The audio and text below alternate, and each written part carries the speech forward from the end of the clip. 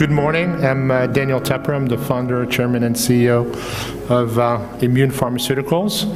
Delighted to present here in Basel. That's actually where I started my career earlier on. Immune Pharmaceuticals is a young Israeli-American company. We started less than 4 years ago and is currently listed on the NASDAQ. So that's why I have to put the slide on forward-looking statements. So what are the investment highlights of Immune? It's a NASDAQ-listed company, so it has access to a wide range of investors and investment opportunities. And its core asset is a first-in-class clinical stage biologic drug called bertoluimab, which was originally developed by CAT in the UK, same time they were developing Humira, and which we're taking on for autoimmune diseases. Currently in phase 2 for 2 indications, bullous pemphigoid, which is an orphan autoimmune disease of the skin, blistering disease, and ulcerative colitis. What differentiates us from other antibody and autoimmune diseases is a personalized approach by which we target proteins that can also serve as diagnostic to select the right drug for the right patients.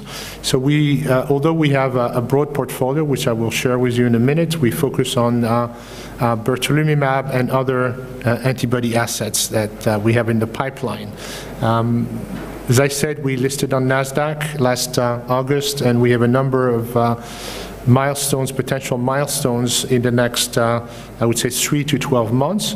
It includes data from our 2 phase 2 proof of concept clinical trials, bullous pemphigoid, which we expect in the next 3 to 6 months, and ulcerative colitis, which we expect data in the second half of 2015. Additionally, we have non-core assets, which we're actively partnering. Most important one is Amicat, which is a drug for neuropathic pain, ready for phase 3. So this is a representation of our clinical stage portfolio. As you can see, bertoluimab in the 2 indications that we're currently developing, with additional indication that we will consider in 2015. Nanomabs, which is a very innovative technology. It's basically monoclonal antibody conjugated to drug-loaded nanoparticles. It has preclinical proof of concept. We have novel antibody targets, and we're active discussions for partnerships for co-development in 2015. And several non-core assets in pain and in oncology, and as I mentioned earlier, Amicat, which is in active out-licensing discussions. Highly experienced management team. Started my career at Novartis in Basel and then in the US. Ran a couple commercial operations for subsidiaries of GSK and Sanofi, and was a management consultant before starting Immune, advising large pharma company, but also public biotech companies. The vice chairman of our board is Dr. David Sidransky, who was at Johns Hopkins, is a well-known oncologist. He was also the vice chairman of Implant System, the board of directors. Gene Williams is our chief operating officer, came from Genzyme, which obviously very important given our focus on orphan disease. Elliot Goldstein, we were together in Novartis in Basel, and he was head of clinical research in the US and also worked for several biotech companies, exceptional track record in developing novel drugs. And Karin Henberger, our chief strategy officer, MD, PhD from the Karolinska, experience in management consulting as an investor and in biotech. So very, very solid team to take our programs forward. We're on NASDAQ. We still have a modest valuation below $100 million, but we have the right platform to move forward. So let's focus on our core asset, bertoluimab. Bertoluimab has the potential to change the outcome of severe inflammatory diseases through biomarker-based patient selection. So the model is the following, is that we identify the diseases where eotaxin-1 plays a significant role, and there's several of them. Crohn's and colitis, severe asthma, bullous pemphigoid, certain types of cancer, certain types of ophthalmological diseases. We screen patients for high level of eotaxin-1, and then we treat the patients that have high eotaxin-1 with bertoluimab. So that's a personalized, targeted therapy approach that has the potential of yielding much better, response than random enrollment of patients.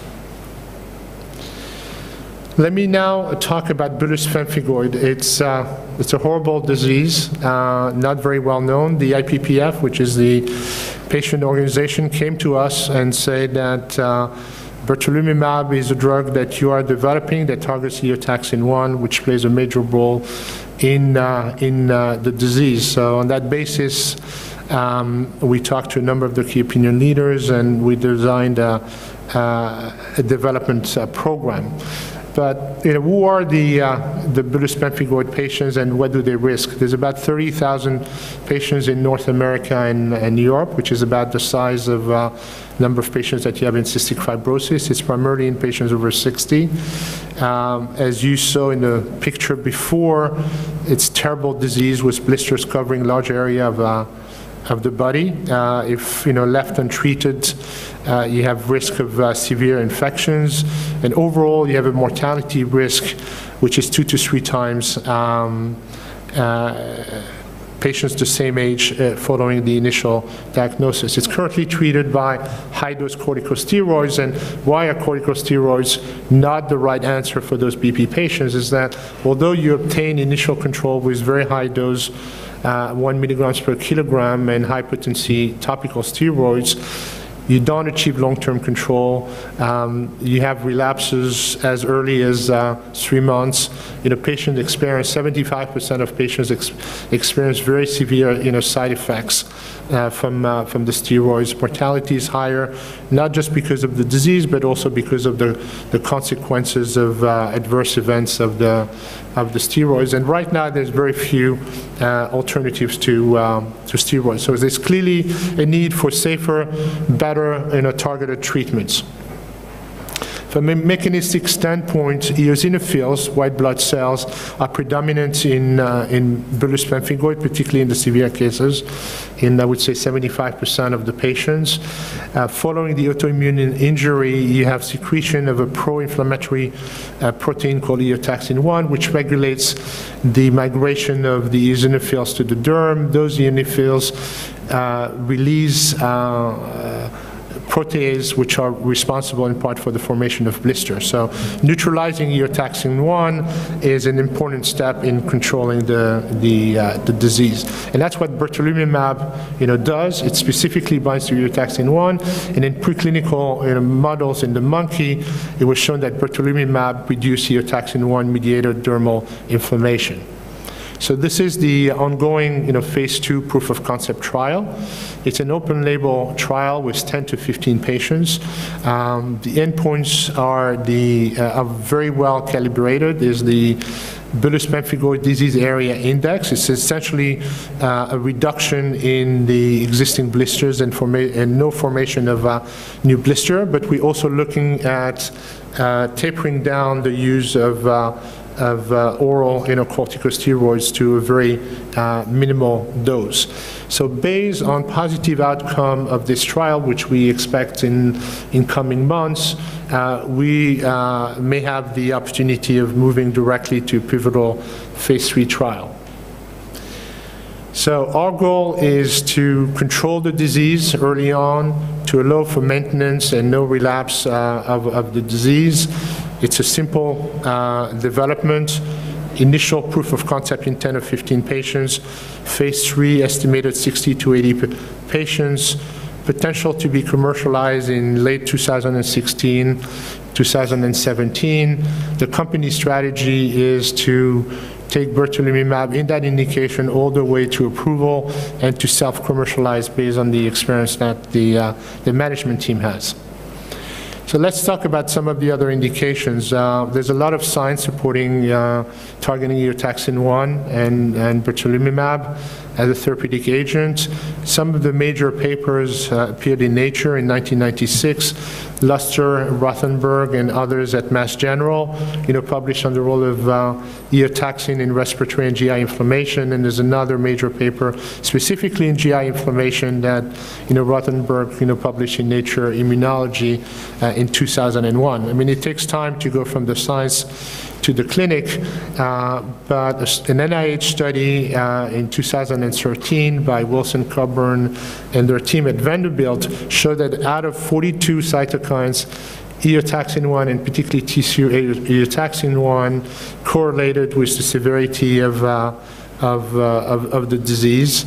So tissue eotaxin-1, but not the other cytokines or chemokines. And the conclusion of this independent NIH study was that eotaxin-1 is a biomarker that can serve as a companion diagnostic for selecting patients for the treatment of ulcerative colitis, and that eotaxin-1 is a proper target for therapeutic intervention, so using drugs such as bertoluimab.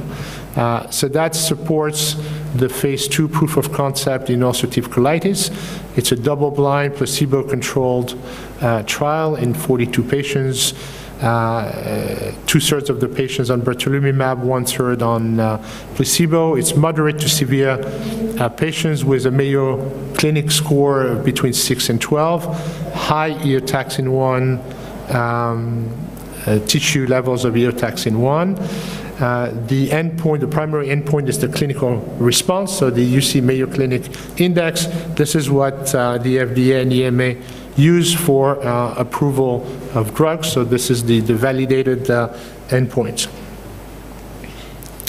So we have strong IP to support bertoluimab, and we're strengthening that IP going forward. As I mentioned earlier, bertoluimab originated at CAT, which is now part of AstraZeneca. It's manufactured by Lonza. We're in partnership with the International Pemphigus and Pemphigoid Foundation, working closely with KOLs. One word on Amiket. Amiket, topical product for neuropathic pain, potential to achieve several $100 million in sales. Topical form that achieved comparable efficacy to high-dose gabapentin, so advanced discussions there. So in summary, Immune Pharmaceuticals is listed on the NASDAQ, very modest valuation right now, below $100 million, a number of catalysts in the next 12 months, results from the bertoluimab trials in the orphan indication and in ulcerative colitis, and partnering of a phase 3 drug in a large indication neuropathic pain. Thank you very much.